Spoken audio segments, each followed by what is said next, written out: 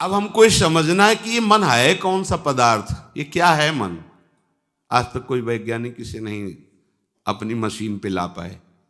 जैसे एक्सरा होता है, सीटी स्कैन होता है, अल्ट्रासाउंड होता है, आज तक किसी ने मन का किया भाई ये झलक रहा है मन, यहां से थोड़ा क्रिक हो रहा है मन, कहीं आज तक किसी ने ये वैज्ञानिक की नहीं है, ये योग की, ये योग की वृत्ति से इसको पकड़ा जाता है।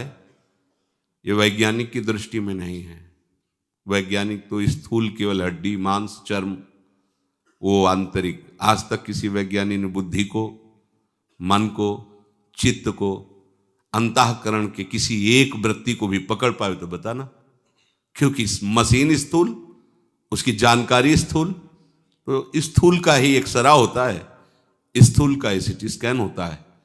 आज तक अंतःकरण पर किसी का प्रवेश हुआ हो योग के सिवा तो हमें बताना।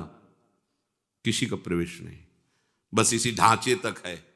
चाहे जितना बड़ा वैज्ञानिक हो, चाहे जितना बड़ा कोई डॉक्टर हो, चाहे जितना बड़ा कोई आयुर्वेदाचार्य हो, सूक्ष्म शरीर में प्रवेश नहीं है। वो तो योगारूढ़ पुरुष देखता है। अब ये योग मार्ग है, भगवत मार्ग है। अब यहां शुरू, ये है क्या मन, कौन सा पदार्थ भाई, क्या है ये कह रहे हैं कि तुम्हारे जड़ शरीर और परमात्मा आत्मस्वरूप, इसके बीच की एक आकर्षण शक्ति है।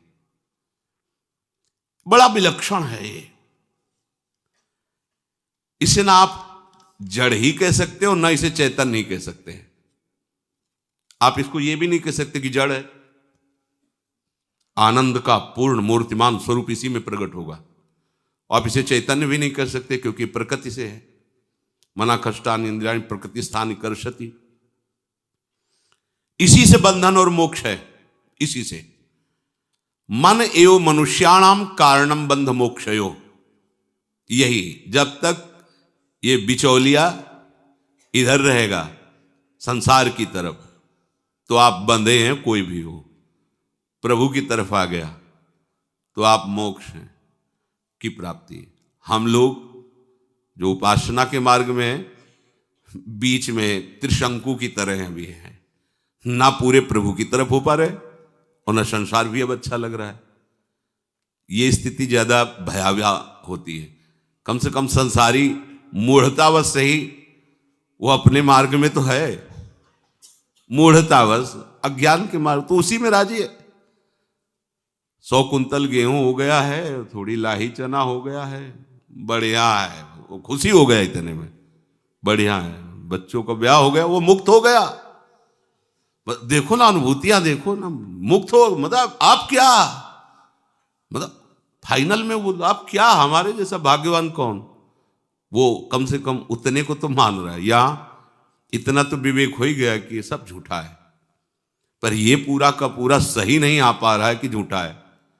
उधर रुचि भी नहीं हो रही, आकर्षण भी है, और जिधर हमारी सत्यता का भाव आ गया उधर पूरे उत्साह से हम चल नहीं। तो बीच में जो दशा है, ये बड़ी भयावह दशा होती है। इसे पार करना चाहिए। बहुत तीव्रता से इस मार्ग काटो, नहीं तो अरज जाना होता है। मन एवं मनुष्याणाम कारणम बंध मोक्ष, बीच की वस्तु है। चैतन्य घन आत्म स्वरूप का इस पर प्रकाश पड़ रहा है, इधर प्रकृतिजन्य आकर्षण इस पर पड़ रहा है, मन पर दोनों। इसे ना आप जड़ कह सकते हैं, ना आप इसे चैतन्य कह सकते हैं। एक विलक्षण वस्तु है मन। जगत नाम की कोई चीज नहीं, इसी मन ने रचा है जगत को। तुम्हारा मन नहीं तो जगत है ही नहीं। ये वैज्ञानिकों की भाषा नहीं है, ये योगारूढ़ महापुरुषों की भाषा है। अब आपको उसको बिल्कुल सरल भाव में बता रहे हैं। मन है तो जगत है, मन नहीं तो जगत नहीं। अब आप विचार करके देख लो, जो बात आपने मन में डाल दी है उतना ही आपकी समझ में है। जो बात नहीं मन में डाली वो है ही नहीं आपके। बहुत बड़ी सृष्टि, बहुत विषय, बहुत प्रपंच, लेकिन जितना डाला है ना मन में उतना ही आपके है। इसके बाद कहां है आप बताओ। आप सोचो कैसा है हॉलैंड, थाईलैंड, अमेरिका, कैसा है, भला दिखा दे मन आपको। लेकिन चित्रपट में भी अगर देखा है और डाल दिया है मन में, ऐसा है। मन से ही जगत है, नहीं तो है नहीं। बोले है तो तभी तो चित्रपट डाला उसमें। तो वो भी जो चित्र बना किसी मन के द्वारा ही बना है। वो भी जो बना स्थान जिसमें चित्र में डाला गया, वो भी मन के द्वारा ही बना है। कैसे? बोले जैसे स्वप्न में शरीर स्थूल पड़ा हुआ है और स्वप्न में पूरे का पूरा संसार रच दिया इस मन ने। मन ही अस्त्र बना, मन ही मारने वाला बना, मन ही मरने वाला बना, मन ही बचाने वाला बना, मन ही खाने वाला बना, मन ही खिलाने वाला बना। जो वस्तु खाई जाती वो मन बना। सब कुछ स्वप्न में केवल मन बना, केवल मन, दूसरा कुछ नहीं। स्वप्न में केवल मन बना। और जब जगे आप तो कुछ था क्या? ये कब पता चला? जब जगे। अगर आपको जगत दिखाई दे रहा है तो अभी जगे नहीं है। स्वप्न में भी ऐसा एक स्वप्न आता कि मैं जग चुका हूं। उसी स्वप्न में स्वप्नांतर भी देख रहा है वो, लेकिन है वो स्वप्न में ही। ठीक ऐसे ही जब तक स्त्री पुरुष जड़ चैतन्य ऊंच नीच सुख दुख हानि लाभ, ये स्वप्न रचा हुआ है मन रूपी माया का। ये मन जब तक भगवदाकार नहीं होगा तब तक ये जगत दिखाई दे रहा है। इस जगत का अस्तित्व है मन से ही है। मन ठीक हो गया तो आप ना कभी बंधे थे और ना आपका कभी मोक्ष होगा, क्योंकि आप बंधन को प्राप्त होते तब तो मोक्ष होता। आपको कोई बांध ही नहीं सकता, आप भगवान के अंश हैं। ये संकल्प विकल्प करके जैसे स्वप्न में पूरी सृष्टि रचता है। जनक जी ने तो ये देखा है, एक दिन स्वप्न में देखा कि उनका राज्य छिन गया है, बहुत गरीब हो गए हैं, भूख से बहुत व्याकुल हैं। उन्होंने किसी किसी तरह मांग करके गांव से कुछ चावल और दाल इकट्ठा किया और मिट्टी के उस पात्र में उसको रखकर उपला बीन करके उसको पका रहे थे, खिचड़ी। इतने में 2 सांड लड़ते हुए आए, वो खिचड़ी भी मिट्टी का पात्र फूल, बड़े व्याकुल हुए भूख से। और जब जगे देखा सिंह अपनी शैया पर। देवताओं को भी जो सुख नहीं महाराज जनक जी को प्राप्त थे। सिया जी के पिता होने का सौभाग्य मिला, ज्ञानियों में शिरोमणि विदेहराज। ये क्या था? भूख से व्याकुल दर दर भटक रहा था। ये सत्य कि अभी इस राज वैभव में, कि ये सत्य, ये सत्य कि वो सत्य, क्या है?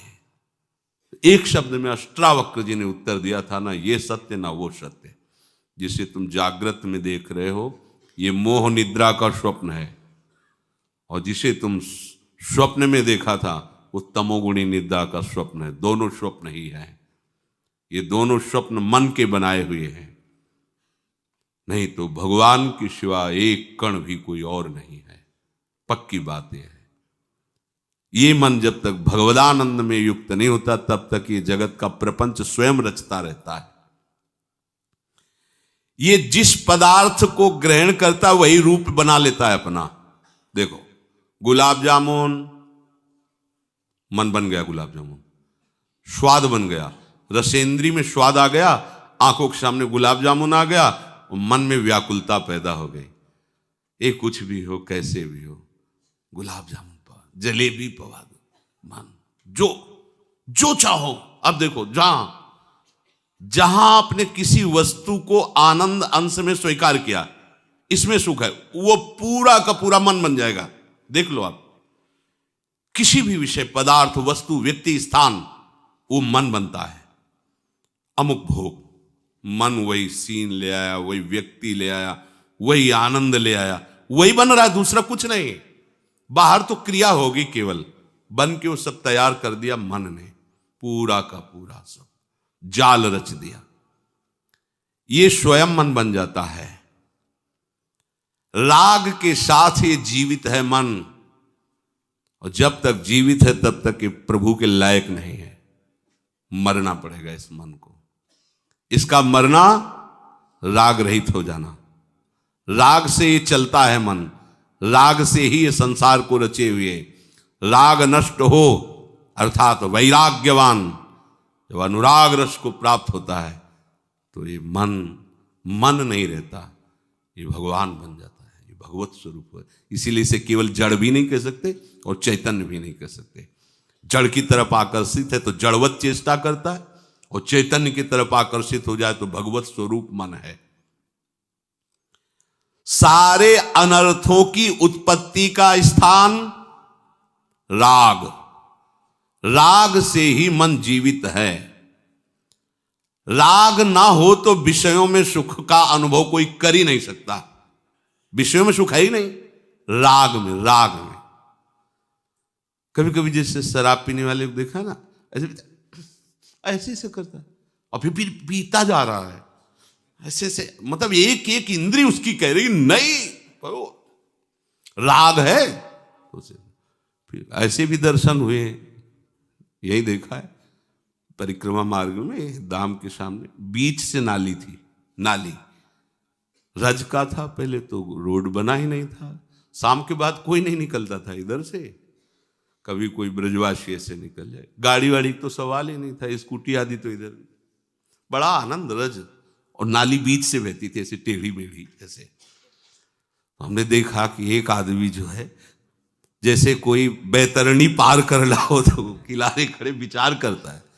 रात्रि थी 8-9 बजे, वो कदम बढ़ाता है फिर लौट जाता है, ऐसे करता। नाली है मतलब जरा सी नाली थी, ऐसे ऐसे पतली, ऐसे मतलब 10-5 मिनट तो विचार मग्न रहा कि जैसे किस उपाय से दरिया पार की जाए। जैसे आप सच्ची वाली पैर उठाया उसी नाली में गिर गए, मतलब नाली नहीं पार कर पाया।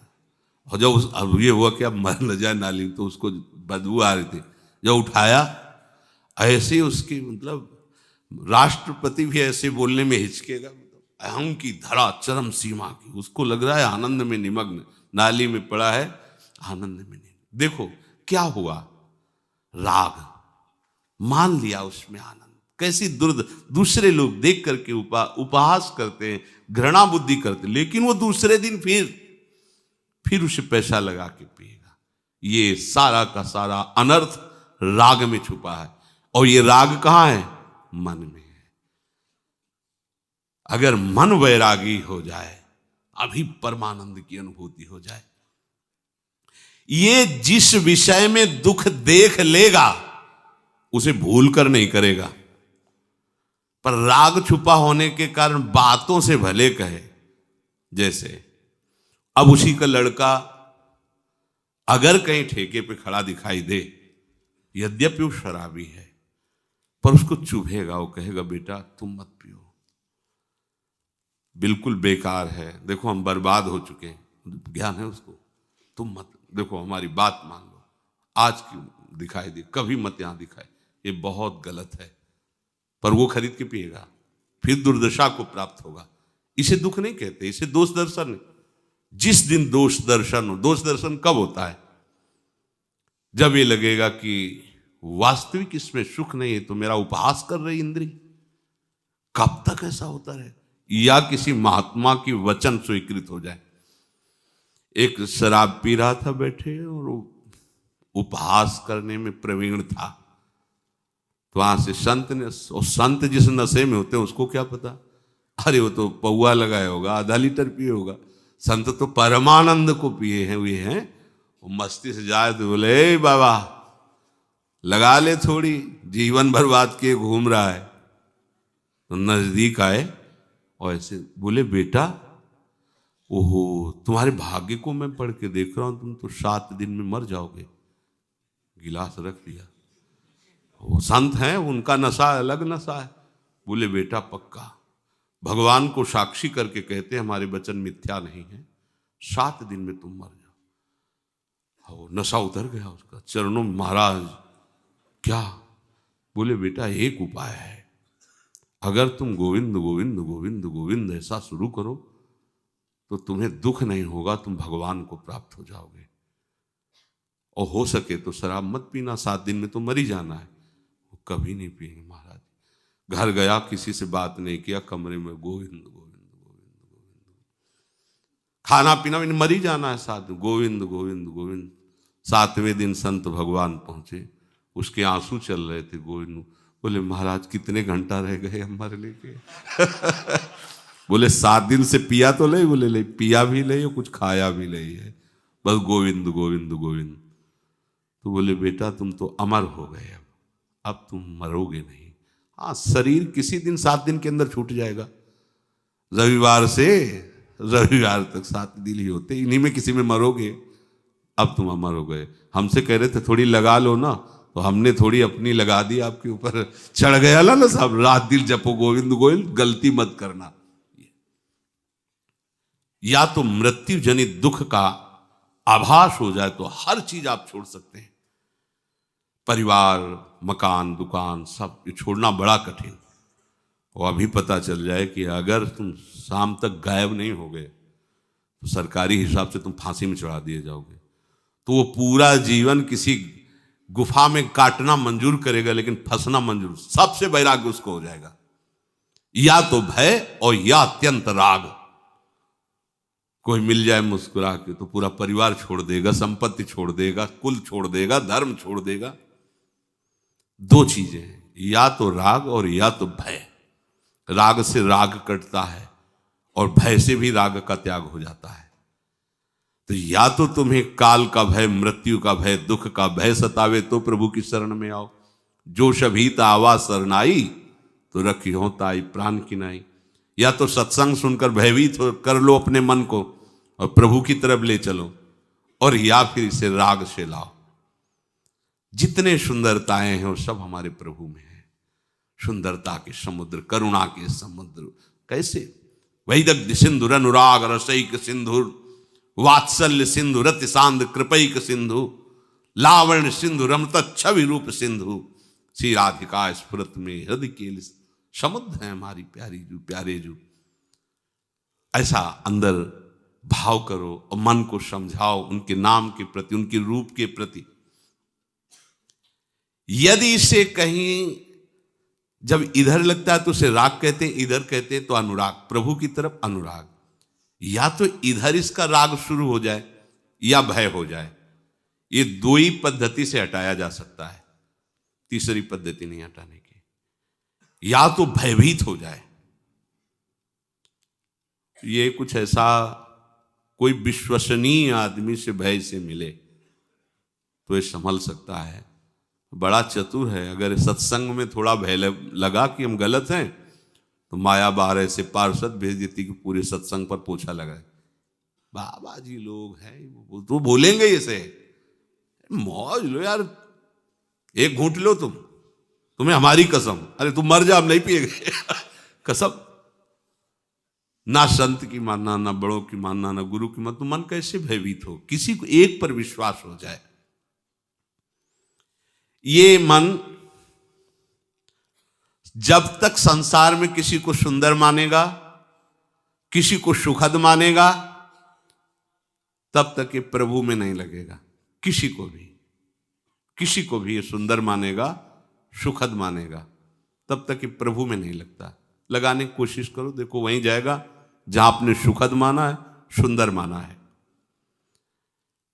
कुछ ऐसा हो जाए कि उसमें दोष दर्शन होने लगे तो बच जाओ। शास्त्र स्वाध्याय से, सत्संग से, भगवान नाम जप से ये बात होती है, दिखाई देने लगता है। आप नाम जप करते हुए किसी भी विषय का सेवन तो आप देखोगे उसमें सुख नहीं है, स्वाद नहीं। तभी आप उसका स्वाद सुख ले सकते हैं जब प्रभु का विस्मरण होगा। प्रभु के विस्मरण स्थिति में ही विषय में तुम्हें आनंद भासेगा, नहीं तो नाम का प्रकाश जब रहेगा विषय में सुख है ही नहीं। किसी विषय में कहां सुख है? विचार करके देख लो। ये मन लगाओगे भी तो विषय में नहीं लगेगा। यदि से दोष दर्शन हो गया तो, असलियत पता चल जाए, फिर ये नहीं लगेगा, फिर तो नहीं लगेगा। अगर कभी किसी संयोग वशात जाएगा भी तो तत्काल वापस आ जाएगा और घृणा बुद्धि हो जाएगी। नहीं नहीं नहीं। इसलिए संसार के जो ब्रह्मा के रचे हुए पदार्थ हैं, चाहे लौकिक हो चाहे पारलौकिक, इनमें सुख नहीं है, दुख है, दोषों से भरे हुए हैं। भाई ये बात आप मान लो कि इनमें दुख है, दोषों से भरे हुए। हम पागल बना रहे, देखो ना, मीठा खा के, नमकीन खा, अलग अलग स्वाद देखो, अलग अलग, ये तो जीवन ही बर्बाद। संसार की दृष्टि से देखो तो बाबा जी का जीवन बर्बाद। न लड़का, न बच्चा, न पत्नी, न कोई सुख, न रात दिन तिलक लगाए मजीरा बजाते रहते, कोई मनोरंजन। और जैसे लोग नहीं कि भाई महीना भर की छुट्टी हुई है तो अमुक जगह चलते हैं, अमुक पार्टी, अमुक, इनकी तो रोज वही पार्टी, राधा वल्लभ सी, हरिवंश सी, वृंदावन श्री वंचन। उनकी नजर में इनका जीवन बर्बाद हो, इनकी नजर में उनका पूरा जीवन बर्बाद है। वास्तविक उनके हाथ क्या लगा, क्या है? जब आपका शरीर पूरा होने का समय आएगा तो आपके पास फाइनल में क्या जमा हुआ, पूरे जीवन में क्या जमा हुआ? वही दुष्कर्म, वही ऐसे कर्म जो पुनः आपको दंड देंगे जाके। आपके पास भजन, आपके पास भगवत आराधना अगर ये है तो आप देखना मरने के समय आपके अंदर उत्साह होगा, क्योंकि आप धनी हैं। हर व्यवस्था आपके चरण चूमेगी, आपकी यात्रा बड़ी शुभ होगी, मंगलमय होगी। इसीलिए सब मरने के नाम से कांप उठते हैं, क्योंकि आगे की तैयारी नहीं है। कहाँ जाना है पता नहीं, क्या है आपके पास, कुछ नहीं है। यहाँ जो बटोरा सब यहीं छूट जाएगा, कुछ नहीं। और संत जन क्या बटोरते हैं? परम धन राधा नाम, वो अविनाशी है और वही साथ जाएगा। और उस नाम का प्रभाव ऐसा कि जितना कूड़ा करकट भूल से जमा हुआ था, अंतिम समय तक वो भस्म कर देगा, कुछ साथ नहीं रखेगा। केवल प्रकाश, केवल नाम, केवल प्रभु। मान जाओ। मानने से इस संसार के प्रति दुख दोष का दर्शन होने लगे, जो भगवान कह रहे हैं, दुख योनिया दुखालयम, तो फिर मन नहीं जाएगा।